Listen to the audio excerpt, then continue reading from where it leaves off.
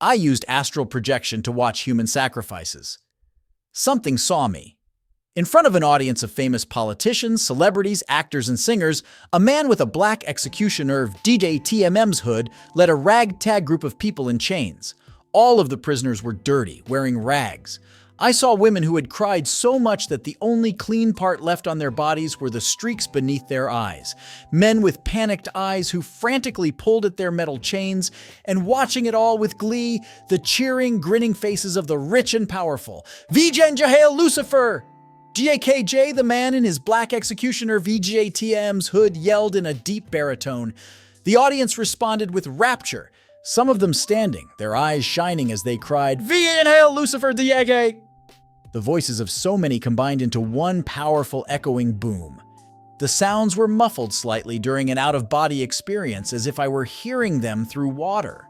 The colors and shapes also seemed to shimmer and vibrate more, giving the clear, crisp lines of everyday reality a much more fuzzy look. Even though I was only there by astral projection, I still shrunk back into the corner as much as I could, trying to hide from the madness and evil all around me. Little did I realize, I had seen nothing yet.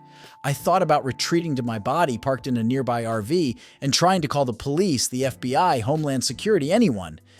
Then I saw the police chief and various senators and representatives in the audience and gave up any hope of that idea. If I called a dispatcher, they would probably send in a hitman to kill me and make it look like a suicide, as I heard rumors they had done so many times before. So I stayed as the ritual began, and it was the worst decision of my life. The chain gang of prisoners were led to an inverted pentagram laying flat against a wall of stone and flickering torches. Within the pentagram, I saw shining obsidian forming the background, diamonds and opals embedded into the white gold that formed the star and circle. As they were led forward, some of the prisoners fought back, trying to pull their arms free, but they would ultimately receive a shock from a cattle prod for their efforts. VDJN, what is wrong with you people? DJKJ? The first woman in the line of prisoners cried, her eyes frantically searching the crowd for a single sane person to help her. She found nothing but coldness and insanity reflected there. The audience was deathly quiet, reminding me of old pictures I had seen of medical students surrounding a dissection. They had a kind of clinical detachment that was disturbing in its own right. Some of their eyes shone with excitement and rapture as the woman was strapped into the leather cuffs of the pentagram, forcing her legs and arms into a V shape, like the Vitruvian man in Da Vinci GGTMM's art. The head executioner turned to the audience, bowing his head as if he were a simple entertainer. VDJ NJ, the ritual will begin, VGAKJ, he said brusquely. There was murmuring and the shuffling of random objects as the crowd stood, each pulling out a black book out with silver words embossed on the front. Floating slightly above the ground, I moved as close as possible to a beautiful woman in her early 30s in the back corner of the audience. I recognized her as a famous movie actress, countless diamonds and rubies shining on her body in an ostentatious display of wealth. The book read Vijay Codex Moloch GAKJ. The audience opened the books to the first page and read out in Latin as one, the screams of the woman imprisoned within the pentagram being the only sound that broke the monotony. Returning from the back of the stage, the executioner poured gasoline over the imprisoned woman VDTM's head. She moved her head from side to side rapidly, straining, tears pouring down her face as she pleaded and cried. When the chanting reached a crescendo, he pulled a torch from the nearby stone wall and threw it at her feet with an almost indifferent, nonchalant motion. She went up instantly, the flash of light too bright to stare at, her screaming intensifying into something that didn't even sound human. The smell of burning meat filled the auditorium, like pork scraps roasted to a black crisp over an open fire. The audience responded by chanting louder and faster as her face began to melt off, small beads of fat dripping off her nose, her eyes liquefying under the intense heat. She was rapidly losing energy now, her voice turning into groans and moans that sounded like, "Videnjug helpa! Governor!"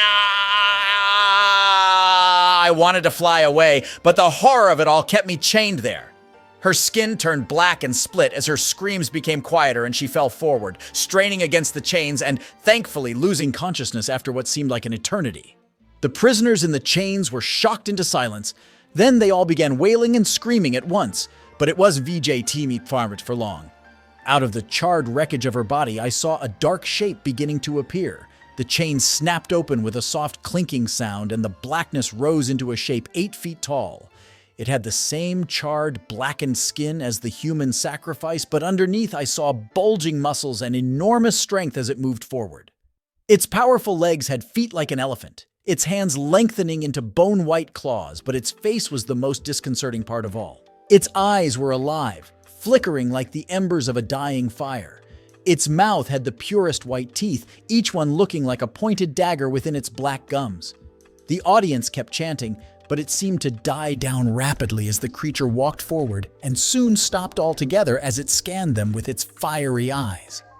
Then it looked right at me, trying to make myself as small as possible in the back corner of the massive auditorium, and it started smiling wider. I knew in that moment that it had seen me.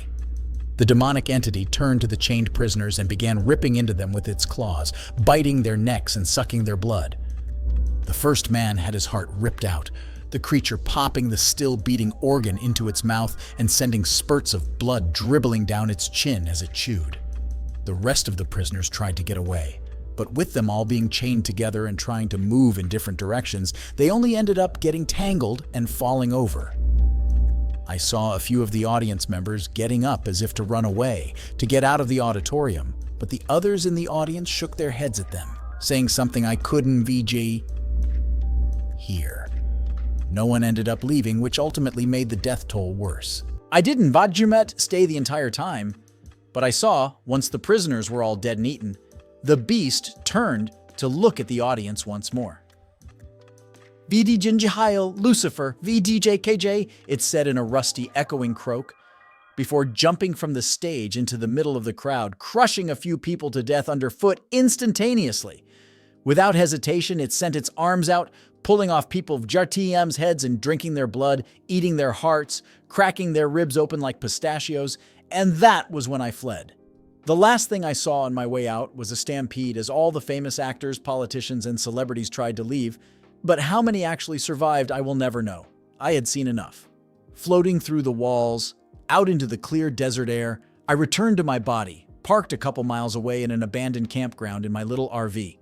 As soon as I awoke, I ran to the bathroom, vomiting up my dinner, the dripping fat of that burning woman VJTM's nose, and the sound the hearts had made when the creature bit into them, repeating in my mind like an endless loop. After I had told all this to my friend Chris, he simply shook his head in wonder. VDJNJWOW, VDJKJJ, he said to me. VJNJAND, UVJTM. We're sure this wasn't VDJTMT a dream? JKJ. I held up the newspaper stating that a famous political talking head on a news channel had been found dead of an unexpected heart attack. VDJNJ, I saw this guy get ripped apart. VDJKJ, I told Chris. VDJNJG was in the audience. He was one of the devil worshippers. DJKJJ. Leaning back in his chair, Christ pretended to stroke an imaginary beard, giving me a long, sideways glance. Then he jumped up. VJNJWELL. We have to get this up on the blog. GKJ, he said. He was the technical guy for my blog, and the one who recommended I do it in the first place. We were old childhood friends, and when I told him I could astral project, he jokingly said I should use it to go into the White House or other restricted areas and put down what I saw on an internet blog. I had done so, and the blog had exploded. Hundreds of thousands of people now read it on a weekly basis. Chris had a lot of experience with computers, so he had used encryption and VPNs to make it harder to track us. VGGNG in case this weird-ass shit is all real. DJKJ, he had told me, cracking a sly smile. I finished my beer as Chris got packed, grabbing a few things for the journey back to my house on the other side of town. Within a few minutes, we were headed out the door. As soon as I stepped foot on the driveway, I knew something was wrong. Both of our cars had our tires slashed. There was no public transportation in our little desert town. Hell, there was barely even a downtown here, mostly consisting of a gas station, a 24-hour diner, and a police station. Without a car, there was simply no way to get the 10 miles over to my house. Chris was breathing fast, his face covered in a sheen of sweat as he looked at me. VDJNJ, you don't VJ Tiamat have any psycho ex-girlfriends, do you? DJKJ, he asked hopefully, and then a shot rang out. Jumping up, I began to run back into Chris Vidij's TM house. VDJ, come on! DJKJJ, I yelled at him. He had a blank, shell-shocked look in his eyes. Backtracking, I grabbed his arm, yanking him hard. It was just in time. Another bullet rocked past where he had just been standing, smashing his front window and sending tiny shards of glass all over the front lawn. We were back inside within seconds. I slammed the door, turning the deadbolt before spinning back around to look at Chris. He was covered in sweat, his pupils dilated, his breathing far too fast. I thought he might pass out if he didn't stop hyperventilating. VJ Tim's okay, VJJ, I said, walking up to him slowly. VJ Tim, are going to find a way out of here. DJK, VJ, my gun, VJK, Chris said suddenly. VJ need it. It VD Tim's downstairs in the basement. JK. He spun on his heels, pushing open the basement door and barreling down the stairs. I followed close behind. As soon as I reached the last step, I heard a tremendous bang come from the front door, followed by slow, steady footsteps as someone walked in the house. Chris was opening the gun case, his hands still shaking.